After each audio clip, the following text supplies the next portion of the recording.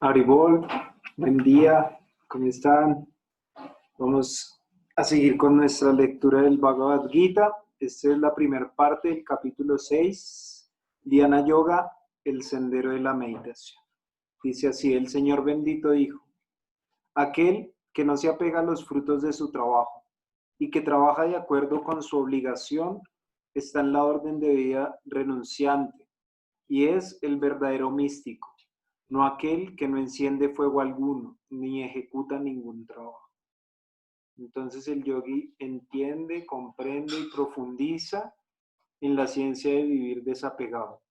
Pero desapego no quiere decir dejar todo tirado, sino utilizar las cosas con su propósito natural.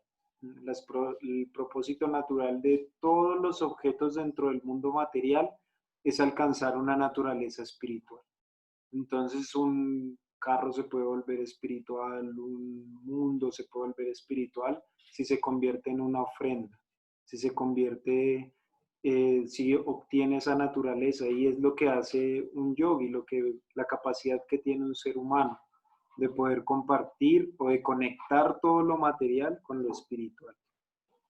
Dice, lo que se denomina renunciación es lo mismo que el yoga, o sea, vincularse con el Supremo, pues nadie puede convertirse en yogi a menos que renuncie al deseo de complacer los sentidos.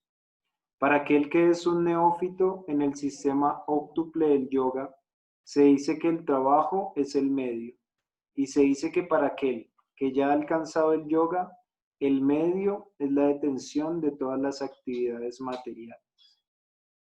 Entonces es la división natural de los yogis, los que necesitan evolucionar y los que ya evolucionaron. Entonces los que necesitan evolucionar somos las personas que utilizamos las cosas para poder llegar a esa tranquilidad, a ese samadhi, como a ese estado de tranquilidad absoluto. Pero aquel que ha alcanzado ese estado de inactividad, esa persona ya no tiene ninguna obligación con el mundo. Más, todas esas personas que no tienen obligación con el mundo siempre están dando el ejemplo de hacia dónde debemos ir. Se dice que una persona ha alcanzado el yoga cuando, habiendo renunciado a todos los deseos materiales, ni actúa para la complacencia de los sentidos, ni se entrega a actividades fructivas. La mente, amiga o enemiga. Un hombre debe elevarse mediante su propia mente, no degradarse. La mente es el amigo del alma condicionada, como también su enemigo. Se dice que la mente funciona como una CPU. Es como un disco duro que guarda toda la información de las cosas buenas y malas que suceden a nuestro alrededor. Pero por eso el yogi intenta afinar su inteligencia, su manera de discernir lo que es bueno y lo que no es necesario para su propio avance. Por eso la mente actúa como amiga o enemiga. Ella simplemente nos da información de nuestros recuerdos, de lo que tenemos almacenado dentro de nuestra conciencia y dentro de nuestra inconsciencia.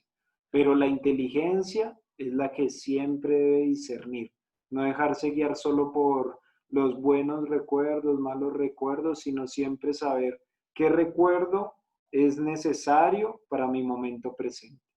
No dejarse llevar solo por el sentimiento, sino que la inteligencia siempre esté como el capitán de nuestra vida, diciendo esto es necesario, esto es necesario, esto es necesario. Este recuerdo no es necesario. Para aquel que ha conquistado la mente, esta es el mejor de los amigos. Pero para aquel que ha fracasado en hacerlo, su propia mente será su peor enemigo. Para aquel que ha conquistado la mente, la superalma ya está alcanzada, pues él ha logrado la tranquilidad. Para un hombre tal, la felicidad y la desdicha, el calor y el frío, la honra y la deshonra son todos lo mismo. Para alguien que ha controlado su mente, que ha conquistado, dice acá. La conquista es diferente al control, porque el control se impone a través de la fuerza, pero la conquista a través del cariño, el afecto y el amor. Entonces, ese es como a lo que nos lleva Krishna, lo que nos explica, que no debemos obligar a la mente, ¿cierto? No es que estamos llegando a ella a través de la fuerza, sino a través de la confianza.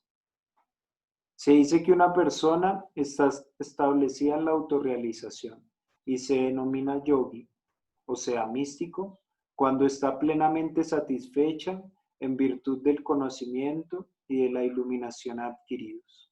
Una persona tal está situada en la trascendencia y es autocontrolada. Todas las cosas las ve igual, ya sean guijarros, piedras u oro. Para un sabio, el lugar no es tan importante como la actitud.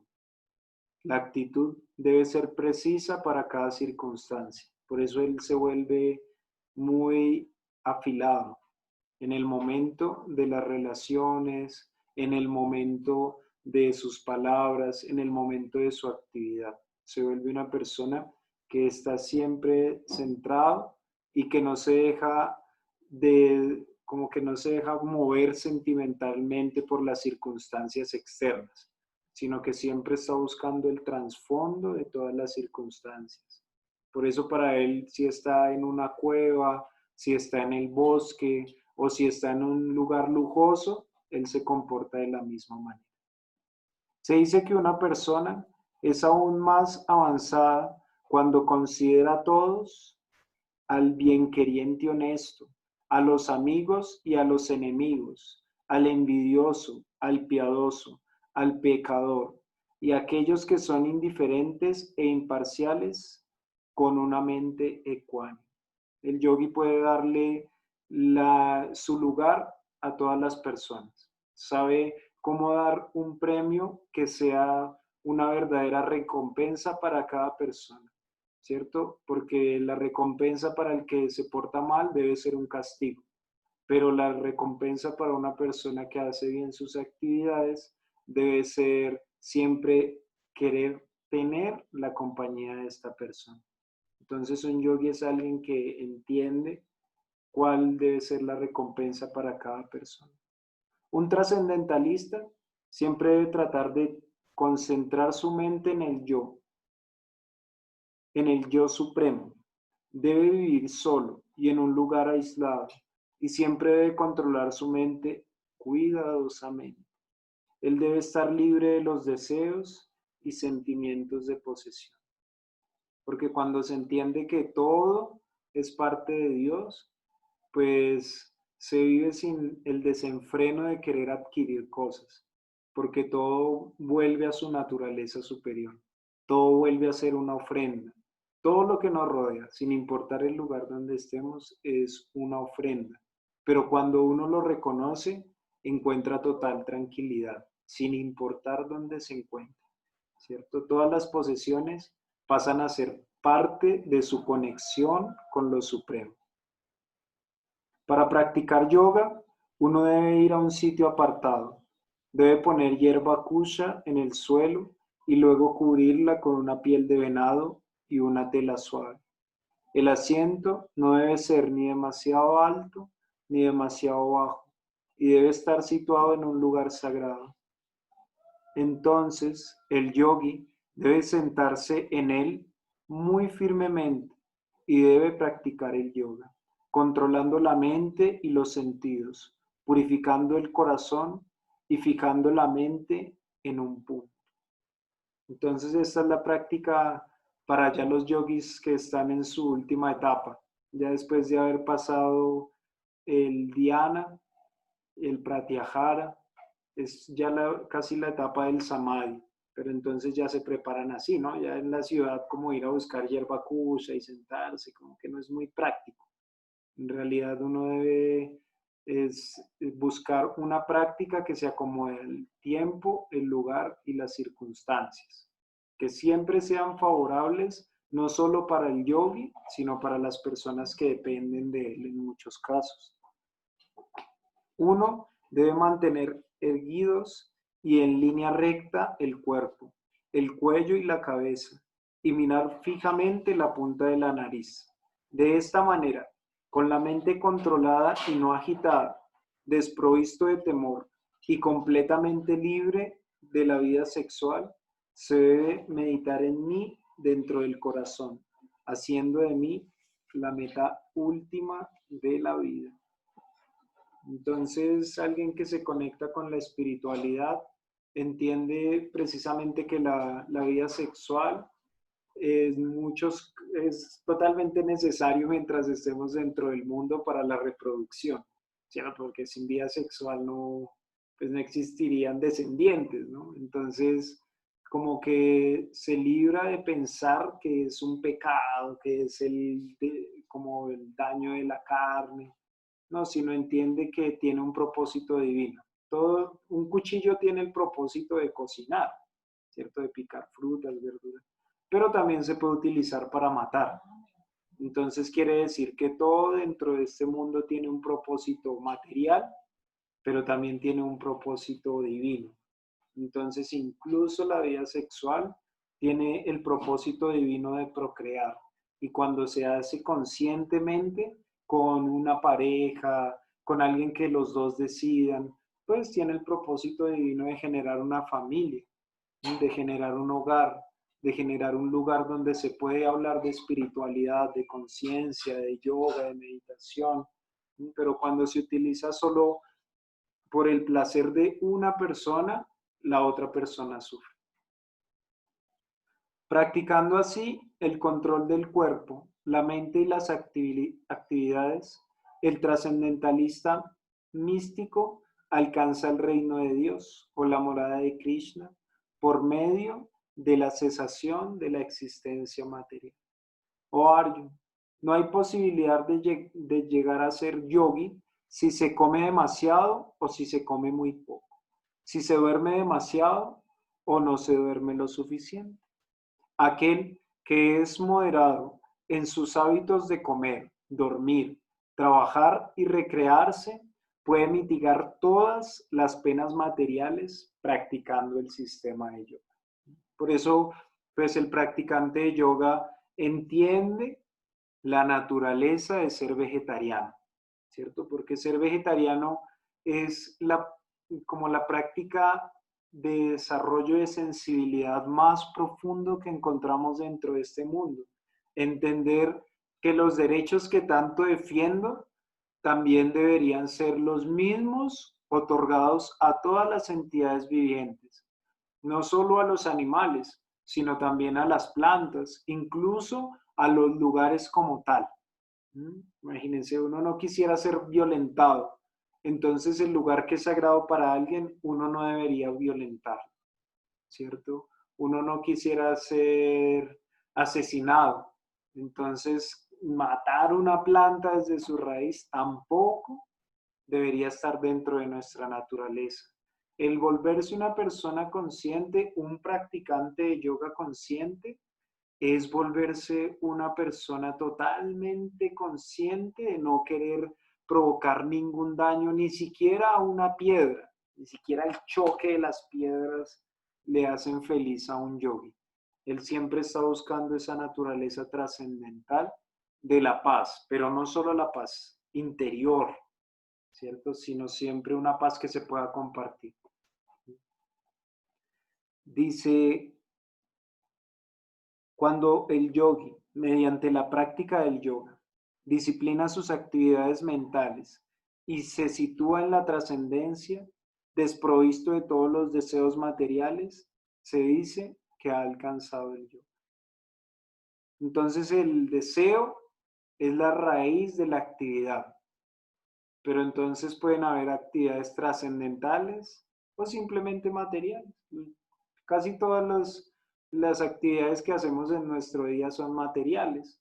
Alcanzar que sean espirituales debe ser bajo la guía de alguien que esté ocupado 100% en la espiritualidad, aunque sea 98%, porque a veces es muy difícil encontrar a alguien que esté 100% situado en lo espiritual, más dentro de este mundo material.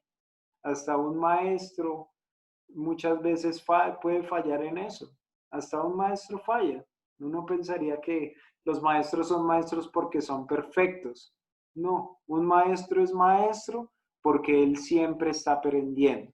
Y el método del aprendizaje es teoría, práctica y resultado.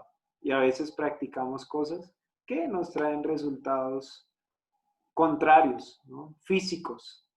Entonces, mientras estemos dentro del mundo material, siempre hay un margen de error, así sea del 0,1%. Eso hacemos todo bien, pero el 0,1% lo hacemos mal.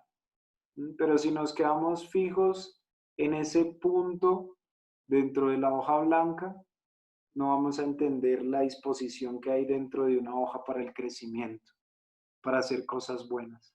Hasta lo impoluto, hasta lo más hermoso, siempre tiene un imperfecto.